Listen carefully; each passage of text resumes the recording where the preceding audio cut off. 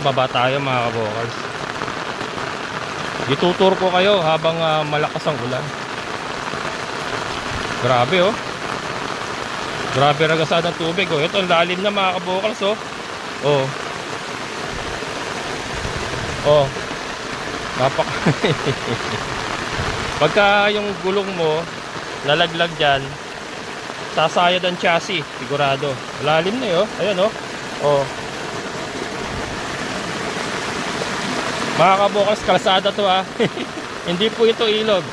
Kalsada po. Ayan. Oh, ang galing. Grabe.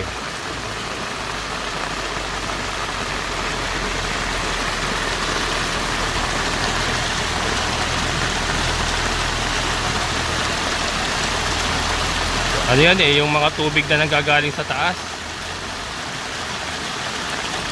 Then maano rito, bumababa rito. Oh. Mapaw na. Akala ko ba may drainage ito? Pagkakaalam ko may drainage sa ilalim ito eh. Eh ba't umaano?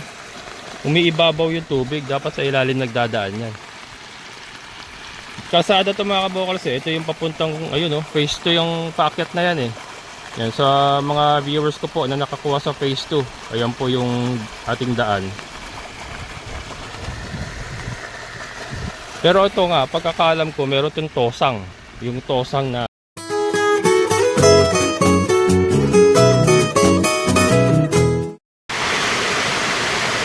hello mga kabokals. Yan, isang maulan na Lunes pa rin, July 21. Napakaulan mga kabokal. Parang mas maulan pa kaysa nung ano, yung may bagyo. Alam ko lumabas na yung bagyo eh. Parang monsoon rains na lang daw ito eh. Tama ba yun, monsoon rains?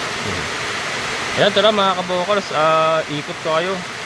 Libot tayo doon sa area. Tignan natin kung anong sitwasyon natin dito. Yan, hanggang doon sa may baba lang kala Sir Andrew. Pero yung ating mga alaga so far ay okay naman. Kaya lang ito, kailangan makanalan ko pala itong mga ano natin, mga scratch pin natin. Pero may mga tungtungan naman yan. Ayan, oh. May mga kahoy naman yan na tungtungan pagka gusto nilang tumuntong. Yan, yung mga aso natin, safety naman. Andun si Beauty, saka si Bella, si Chloe nasa loob. Tara mga kabokals, ikot tayo. Ayan. Kailangan pala talagang malagyan ko ng ano to, ng extra pangyero mga kabokals oh, dito.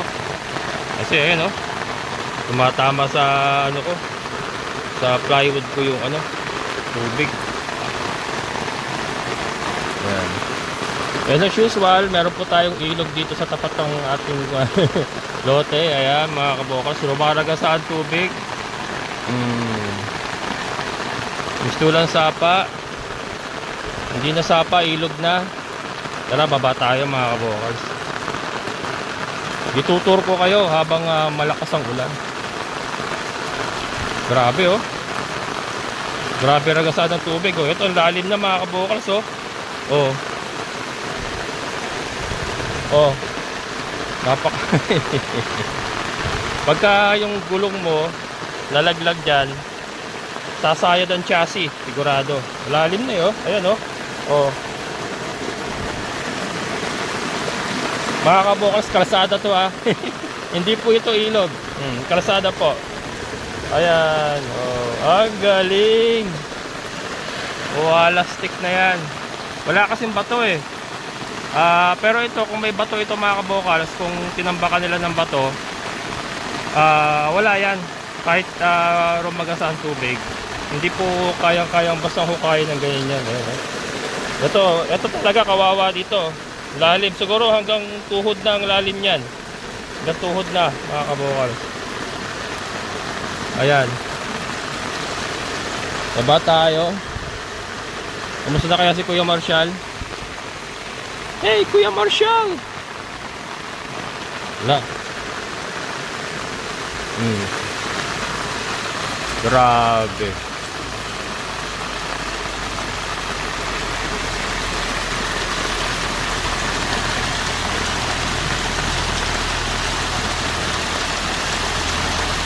Ano yan eh, yung mga tubig na nanggagaling sa taas. Then umaano rito, bumababa rito. Ayun.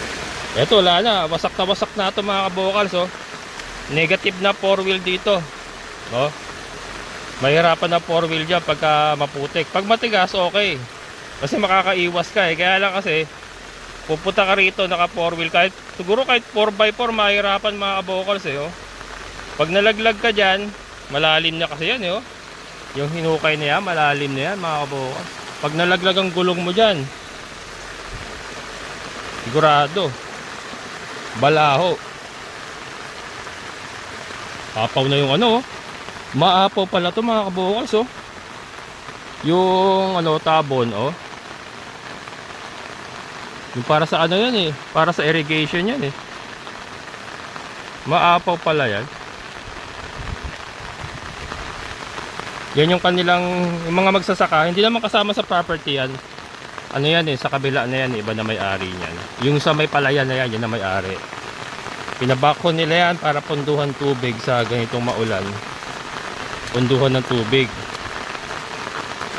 Ayan. Ayan po tayo mga kabokals, oh. Can you see the look? Swerte pa rin tayo kasi nasa taas tayo. Ang medyo kawawa, Sir Andrew dun, mamaya dadaanan natin. Medyo mababa yun sa kanya eh. Oh.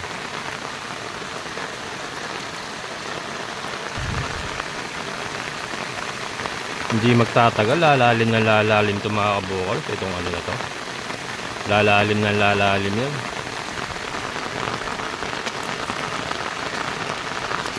Baka maging Grand Canyon yan pagka hindi nila inayos siya. Ayan, ayan, palayan, oh. Ayan, oh, mga kabokals, oh. Yang tabo na yan yung para fish pan, para dyan yan. Irrigation yan pagka walang ulan. Meron silang motor panghigop ng tubig.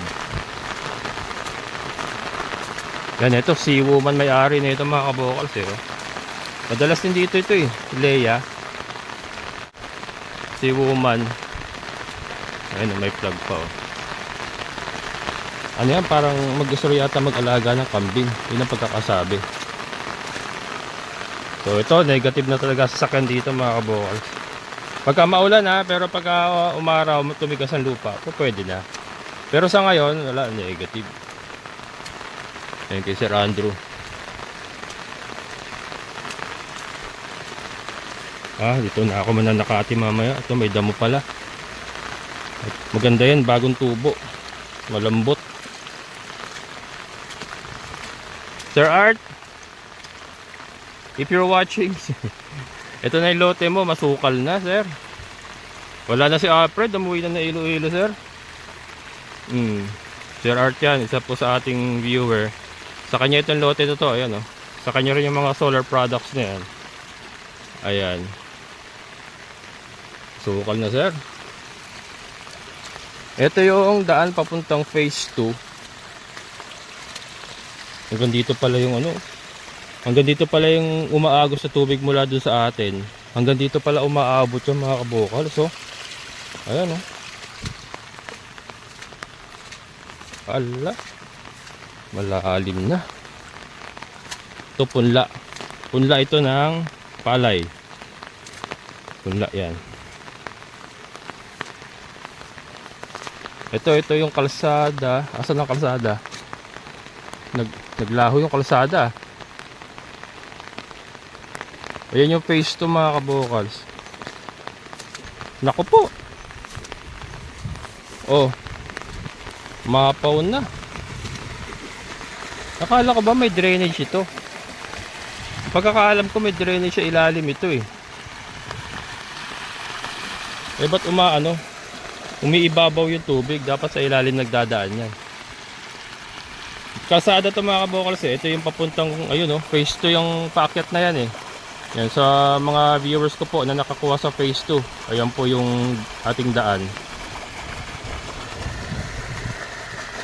Pero ito nga, pagkakalam ko meron itong tosang. Yung tosang na manhole sa ilalim. Ba't ganyan?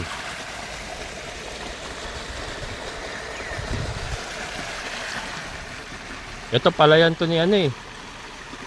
Ni Tata Pabling. Ito pala sinasabi ni Tata Pabling na ano, namumblema siya kasi malulunod yung kanyang palayan.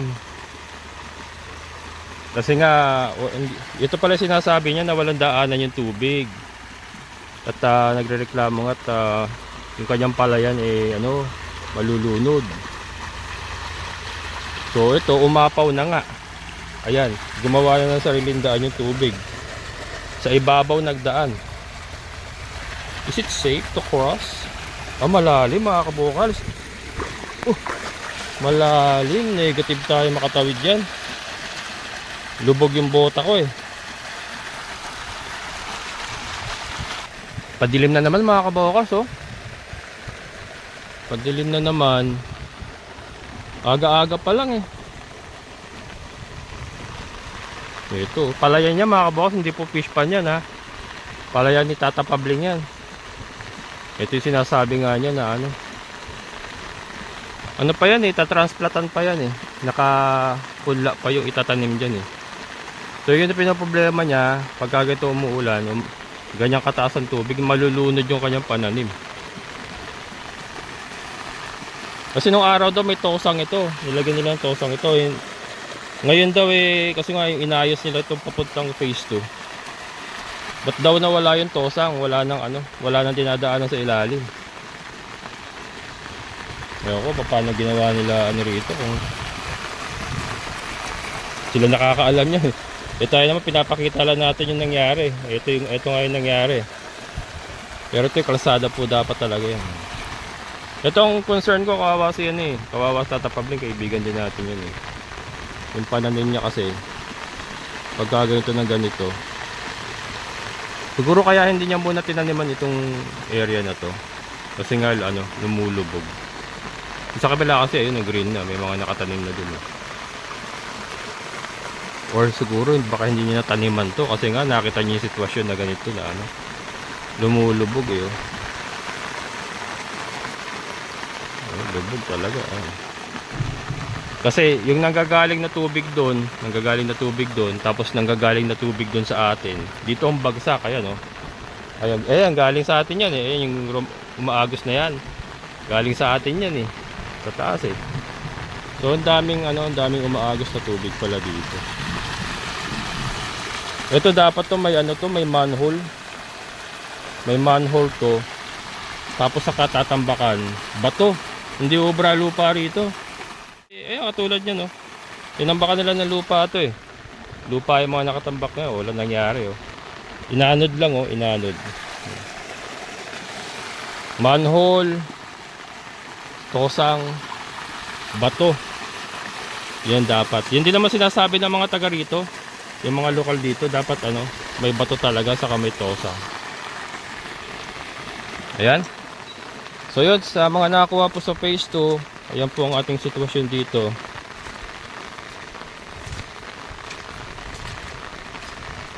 Didilim na naman, medyo ano na yan. Umubuelo lang yan. Ito, sa mga ano to eh. Mga manan, ay kailan ano to, kay Tata Mario ito. Nagtatanim ng gulay. Meron siya mga pipino, sitaw. Yung nga yung pipinong kinakain ko. Sa kanya galing yun eh. Mababait tao rito mga kabukas. Yung mga nagtatanim na yan. Namimigay sila lagi ng gulay. Dati si Tata Mario yung sitaw, upo. Yan, Tata Pabling binibigyan din tayo niyan. Upo. Tapos yun nga yung pipino. Doon ako magsasakati mamaya. Tayo dito. Let's see the look here. Yan Sir Art. Sukal na yung lote mo. Problema, wala na yung bata mo. Si Alfred umuwi na ng Iloilo. Si Randro tulog pa to. Yan na bahay ni Sir Randro eh. Bato na talaga eh. Yan. Yan natin.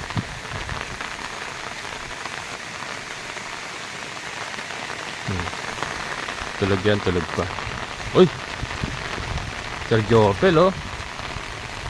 Napakalalago na ng mga ano mo. Napakalalago na ng mga tanglad mo, sir. Pengi ako. Nagawa ko ng ano, tanglad tea. Oh, napakalalago na, oh. Puno ng tanglad yan, mga kabokals, oh. 200 square meter, pinuno niya ng tanglad. Kaya lang, hindi niya napupuntahan. Ang tanglad pa naman, pagka gumulang na yan, namamatay na yan, eh. Kailangan kunin mo talaga yan, tapos replant. Replant para manariwa uli. Pero pag pinabayaan mo lang ganyan, namamatay. Ayun, nag-ano na, oh. Medyo nagbabrown na. Ito, Sir Jun, sorry, hindi ko masikaso itong ano, itong lote mo sa baba. Pero andyan naman yung ating mga damo busters. Yung mga kambing, ang problema, hindi ko rin maisuga rito yung ating mga kambing kasi nga pa na yung ulan. Pero pagka umaraw-araw ng konti, ibababa ko sila rito para malinis nila. Pero ayun, oh, in fairness, hindi naman masyadong tumaas kasi nga nung bago nag-uulan, naisuga ko pa sila rito. Kaya yan, medyo mabababa pa yung mga damo.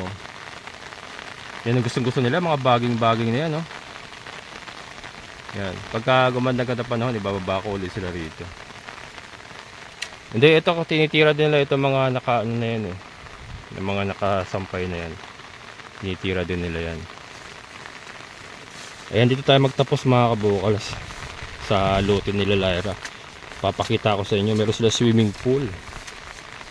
Ito, viewer din natin ito. Ayan.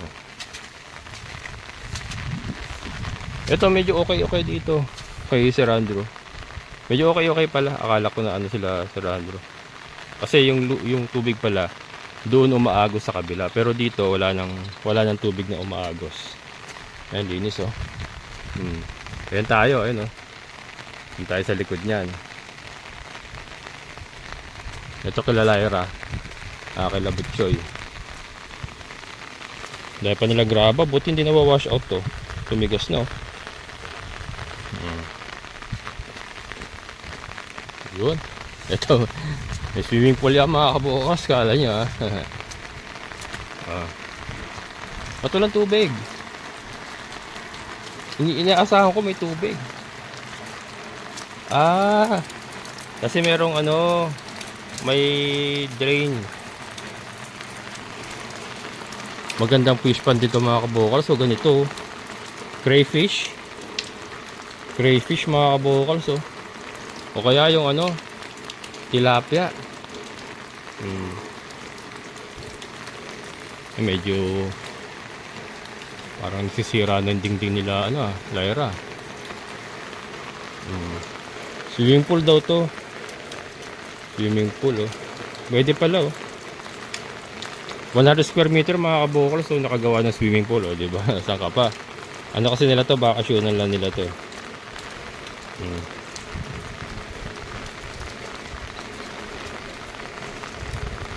Ayan.